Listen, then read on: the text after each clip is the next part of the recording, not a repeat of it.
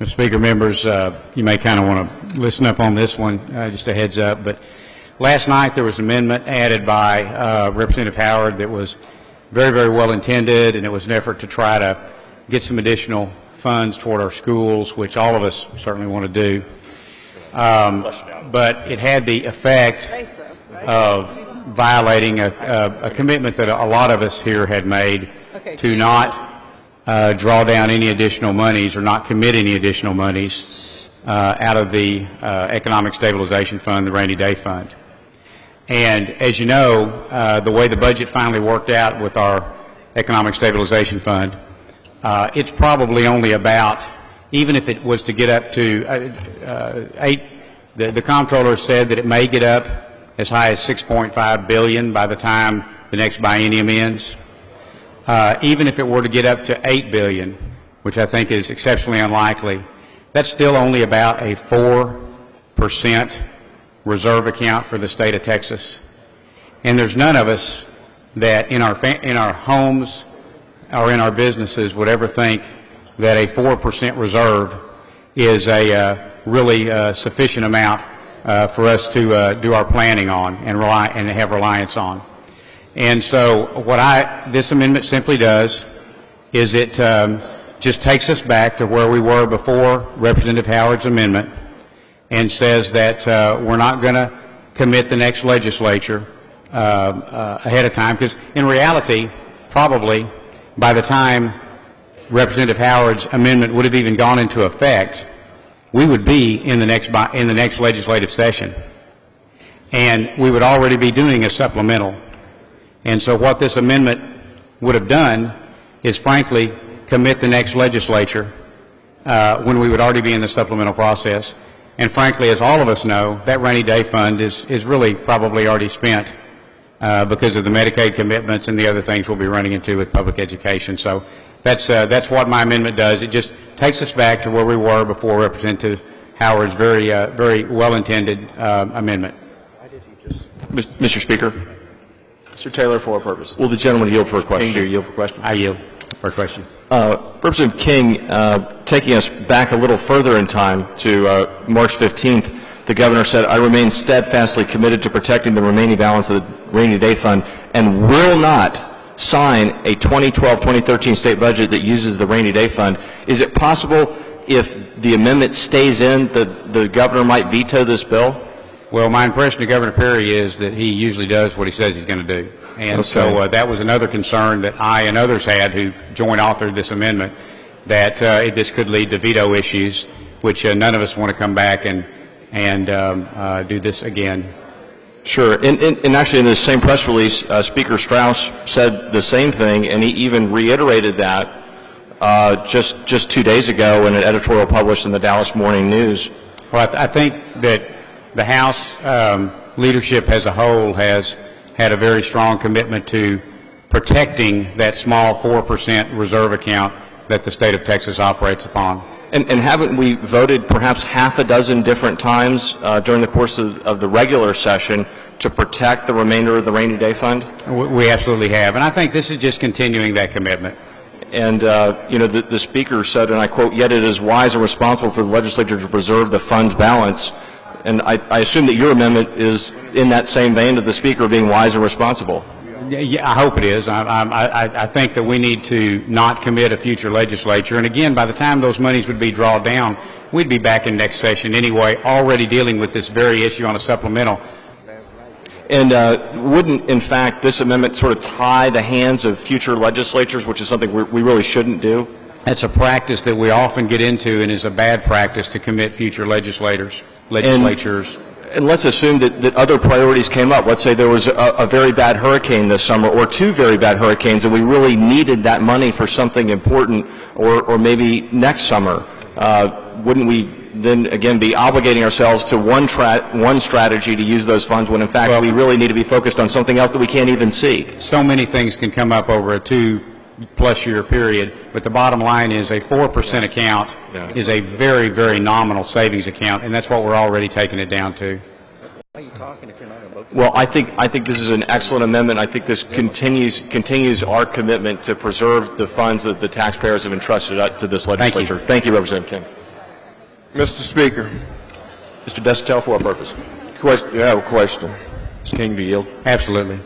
Yeah, Phil, I just kind of want to know, when are we going to stop playing games with the people? You know as well as I do that for this amendment to be effective, it would take a 2/3 vote on this third reading. It's barely going to pass. So why are we just putting on a show like we're trying to appease a certain group out there sitting in the gallery? Well, I'm concerned that it would get a 2/3 vote and would go into effect, and I just hate us to drain down that small reserve account any more than we already are doing. And what makes you think we'll get a 2/3 vote when we only got 81 on second reading and 62 against? Well, you know, I can't project how the members will vote, and I can't project who's here today, but I think the prudent thing to do, at least from my perspective, is for us to try to remove the amendment before it goes to vote.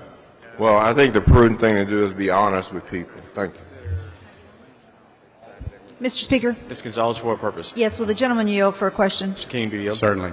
Mr. King, I heard you mention a while ago that we don't want to tie the hands of future legislators, but let's be honest here. We've done that many times in the past, have we not? We have, and it's always a bad practice. In fact, I imagine you voted for the bills that said that any monies that came in had to go for property tax relief. This was back in, I guess, 2005 when we cut property taxes and we were looking at putting on additional taxes and said any monies have to go for property tax relief. Did we not? You did vote for that. I did vote for that. So it wouldn't be unprecedented to do it this time. No, it wouldn't have been unprecedented, but, you know, we all learn with time, and one of the things that I've learned is don't obligate a future legislature if you can avoid it.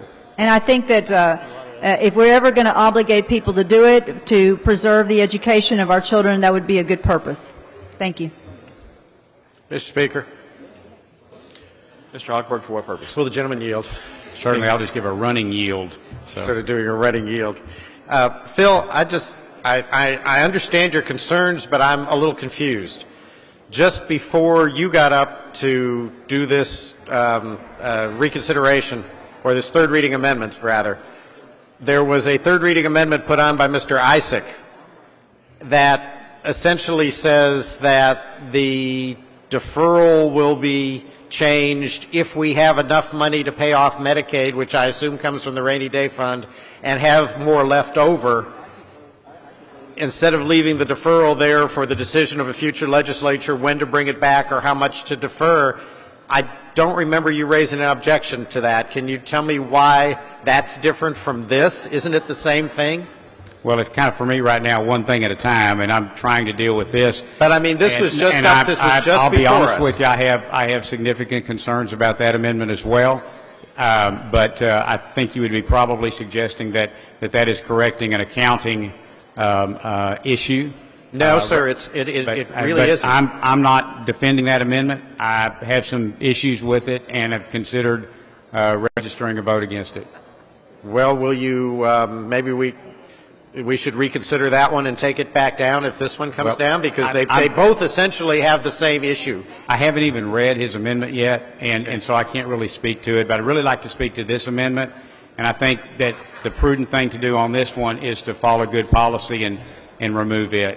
Well, tell me why you didn't look at the other one. It went on without objection last night, and the corresponding piece went on without objection this morning on third reading. I didn't really catch this one until this morning. You know, we went 16 hours on the floor, and there were a lot of amendments to the amendments, and at the time it took place, we didn't even vote on Representative Howard's amendment. I think none of us, I think at least me and some others, didn't really realize what the impact of that was, and as the night went on and the morning, we kind of realized what had occurred, and so I came in with the third amendment. As you know, Representative, is common for us to try to make some corrective amendments on the second day. Right, but we just, on the second day, just did what you're objecting to having done on the first day. And again, I haven't looked at that amendment yet, but I do have concerns about it, but I want to focus on this one that's before us right now. Ms. Farrar, for what purpose? Mr. Speaker, will the gentleman yield? Mr. King, do you yield? Certainly yield. Mr. King, you voted for the budget for the coming biennium, correct? I did.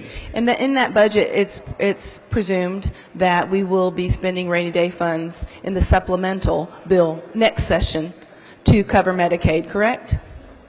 I think that is a reasonable, or not a reasonable, I think that's a legitimate possibility. I Right. think So that's is where, it- I so- think that's where really all the rainy day fund money is going to end up going, Right. is on Medicaid when this is over. Isn't it a fiction, though, when you say that this body doesn't vote for rainy day funds, when we all know that we come back here in 2 years and we look backwards in a supplemental bill, spend the rainy day fund for things that we didn't want to say we voted for 2 years before, correct? Well, I think when we come back, we'll have the flexibility to take that money and use it for Medicaid or whatever other urgent matters have arisen in the biennium, including education.